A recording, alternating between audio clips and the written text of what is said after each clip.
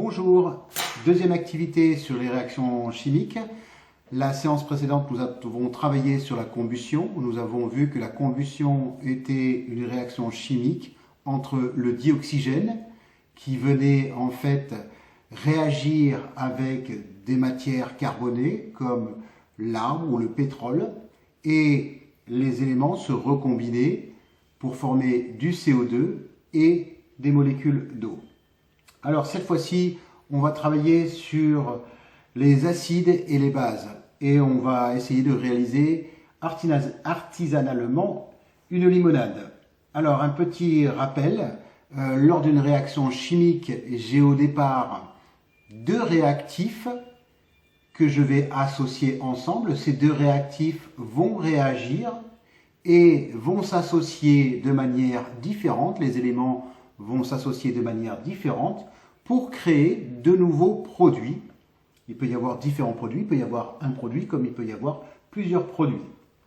Alors, nous allons mélanger dans un premier temps de l'eau et du citron, de l'eau et du bicarbonate de soude, et puis nous allons étudier aussi l'eau tout simplement que l'on trouve dans le robinet. Alors, on travaille aujourd'hui sur le pH. Le pH est une grandeur physique découverte, ou en tout cas définie par le chimiste danois Søren Sørensen en 1909. Cette grandeur physique, le pH, est un nombre sans unité. Ce nombre est compris entre 0 et 14. On parle de pH acide, de pH neutre ou de pH basique.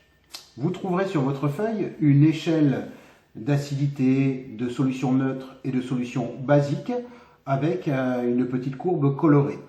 En fait, il s'agit tout simplement de papier réactif qui va réagir et changer de couleur en fonction de la solution dans laquelle on va le tremper. Alors ici, on se retrouve avec trois solutions. Une solution venant du robinet, tout simplement de l'eau du robinet. Ici, un mélange d'eau et de jus de citron. Et puis ici, j'ai mélangé de l'eau et du bicarbonate de sodium. Alors dans la première question, on devait plonger ce papier pH dans l'eau. Je le dépose pour l'instant ici en attendant. Dans la deuxième question, je vous demandais de le tremper dans de l'eau citronnée.